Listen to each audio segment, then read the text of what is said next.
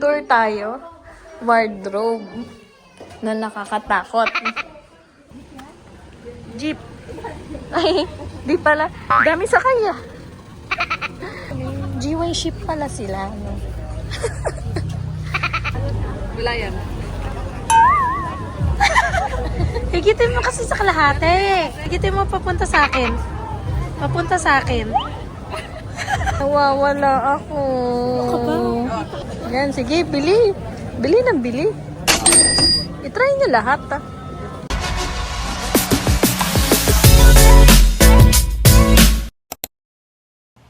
Hi everyone! So for today, it's our day 2.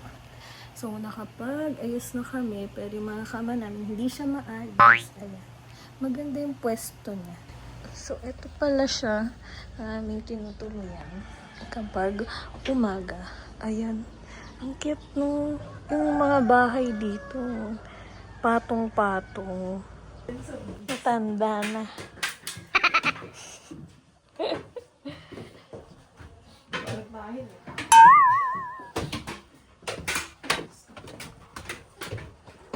May aso?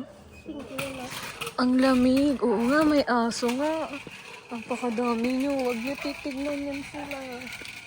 Nakabidyo ko. Nakabidyo ko aso. Breakfast with Binimika. So guys, itong day 2 natin, maglalakad-lakad tayo, magtutour na tayo ng 8 a.m. to 4 p.m. So, samahan nyo kami. Tara. Maging strawberry farm ba kayo? Gusto ko. Meron ba? Gusto ko. May bunga ba ngayon? Wala. So, ito na nga kami sa Igorot Stone Kingdom. Ito yung unang spot na pinuntahan natin. Kung pupunta kayo dito, i-ready nyo na yung mga tuhod nyo. Kasi akyatin pala to guys. Buti na lang nakasombrero kami kasi sobrang init lalo na't summer. Dito nga pala yung ticket booth nila at ito yung entrance fee. Medyo mahal din yung entrance fee kasi bagong tourist spot siya. Ginawa siya nitong 2021 lang. May pagkakatulad nga to sa Banawi Rice Terraces. Halika, silipin natin yung Stone Kingdom.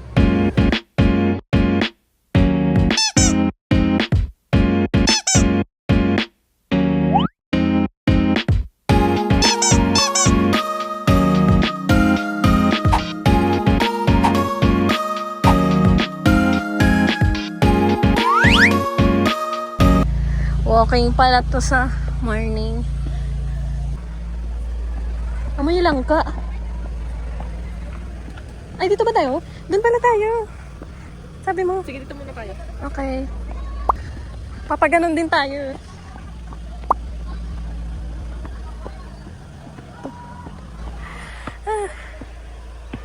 Pagod. Layo na. 1, 2, 3. At umisa pa talaga.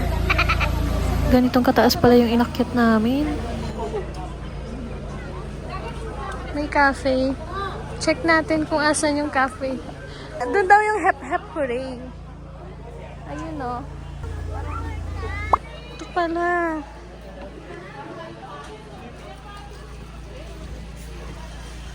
Bumili na nga lang kami ng inumin dito kasi sobrang uhaw na uhaw talaga ako guys. At bago nga kami umalis, nakanood pa kami ng performance. Tara, punta tayo sa next destination natin. Nandito kami sa Dragon Fruit.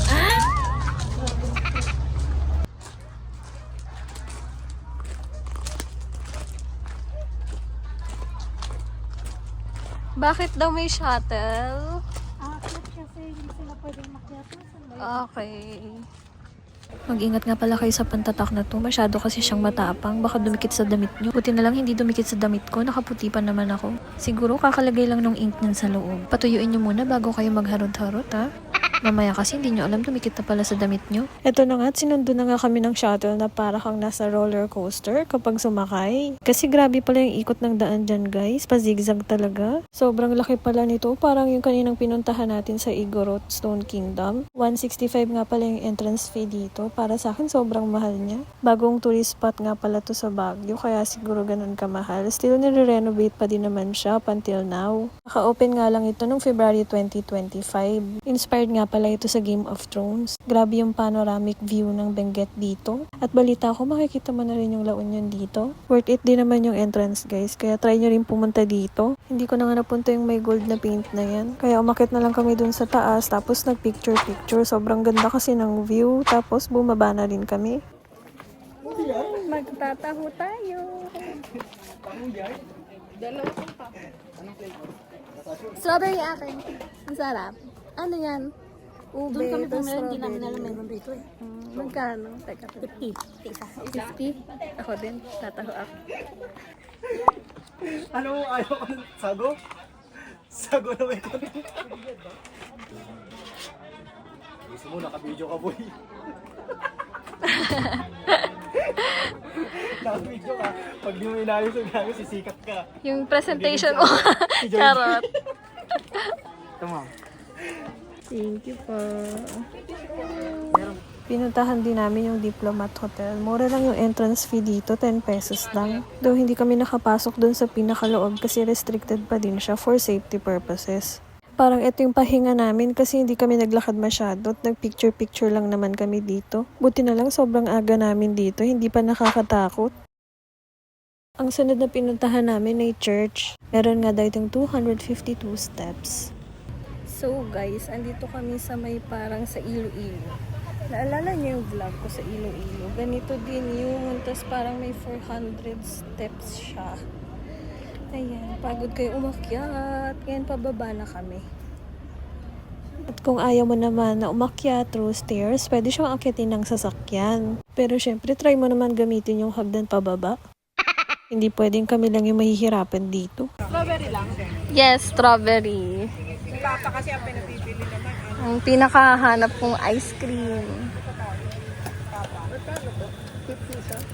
Wala, 100 na utang ko sa'yo, LG. Sinasadya ko talaga ni Magdala. Charot. Wow, ang dami naman scoop. Thank you po. Ang sarap ng ice cream. Meron siyang strawberry sa loob. Ganyan siya. Sarap. Alam nyo nga tong sunod na pinuntahan namin, sobrang tao nga nung dumating kami dyan. Kaya puro paalala yung mga pulis na nakapalibot dyan. 10 piso nga lang ata yung entrance fee dyan. Tapos pagpasok mo, daming mga nagbebenta. Pwede ka na bumili ng souvenir mo dito. Papunta na nga pala kami dun sa pinaka-view. Sa gilid nga pala yung mga nagtitinda ng halaman. Kaya kung plantita ka, pwede kang bumili dito. Kasi mura din yung mga halaman nila. May mga seeds din dito. Pwede ka rin dito mag-rent ng Cordillera attire nila. 50 pesos lang, kaya ang dami din lang nakabihis, no? Ito pala yung kasama ko. Si Bernard. Solo selfie. 50 na lang. Ayoko, gusto ko si Bernard. Ayun, 100. Gusto ko dyan. Ayan pa. Ayoko dyan. Pumunta na nga kami dito sa baba kasi nandito daw yung view.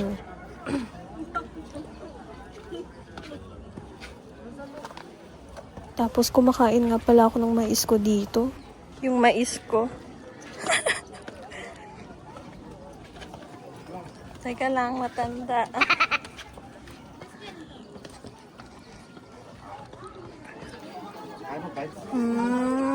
Dito pala yung view deck. Daming tao sa Doon view nga pala deck. kami pumunta sa medyo likod. So nakahanap kami ng magandang spot. Dito na nga rin kami bumili ng mga pasalubong namin. At sa dami nga naming binili, binigyan kami ng isang banana chips na Magkano kuya. ka? 1,000. Mga magkano ka, Min? Mga magkano ka? 1,550. 1,000. Ako kaya, kuya. Magbabayad na ako. Naka 1,050 kami ni LJ. 1,550 okay. Ang kunti. Ang sayo, amin ang dami na. 1,050. Madami. Mabigat. At tuloy na ngayon pangarap kong makapag-picture kay St. Bernard. Ay, iba pala to.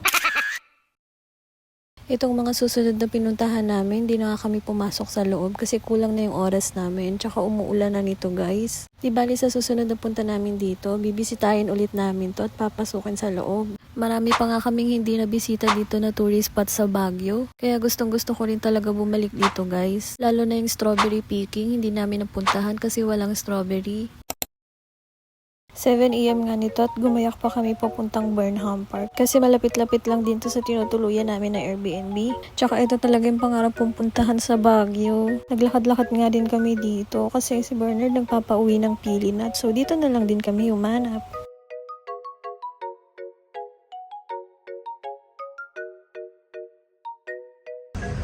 Ano tayo dito? Finding pili ni Bernard. Ano ba yung tsura nun?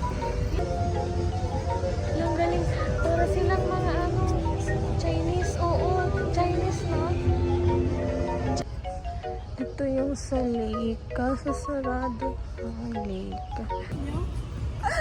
Hindi, hinahanap Hindi. niya na si Bernard ng ano. Hindi pa tayo nagsisimula. Hindi, yung pili nuts ni Bernard kasi. Ito yung hinahanap namin. Yan, magganyan tayo ha. Hindi bike, yung cart. Oo, yan. Sige, magka-cart kami.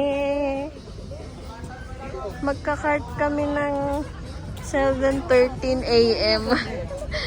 Main exercise ito. Ang dami pala.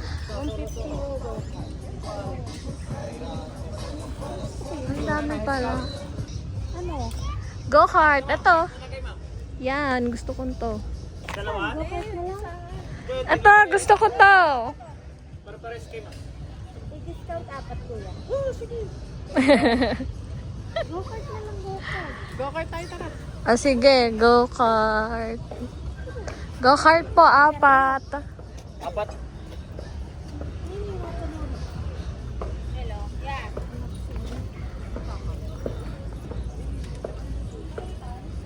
Diyos ko. Paano yan? Ang gano'n ng oras ka. Isang oras tayo magaganyan. Sige. Exercise yan.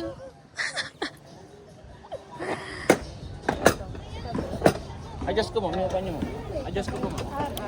Try mo natin. Okay, hi. Hi, si LG.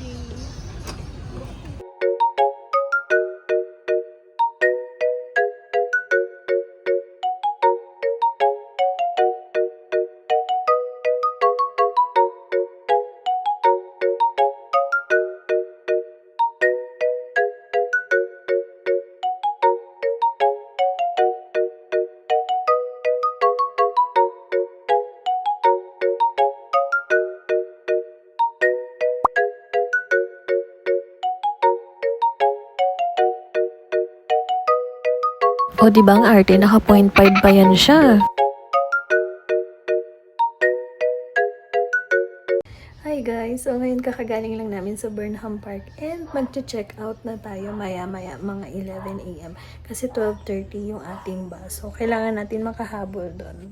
At ito nga yung struggle namin guys kasi 12 PM nakapila kami niyan sa Coco. 12:30 aalis yung bus kaya medyo na-stress kami dyan ni LG. Takbo-takbo talaga kami pababa doon sa terminal. Nagulat nga kami, nasa taas pala yung mall niyan tapos yung baba parking lot. Buti talaga nagpalit ng bus kasi muntik na talaga kami malit ni LJ niyan. Muntik pa ngang maiwan sa Baguio. At nabis nga ako dito sa dinadaanan namin. O, tignan nyo, dito yung fog. Kaya pumunta na rin kayo sa Baguio. Ayan lang, thank you for watching. See you on my next vlog.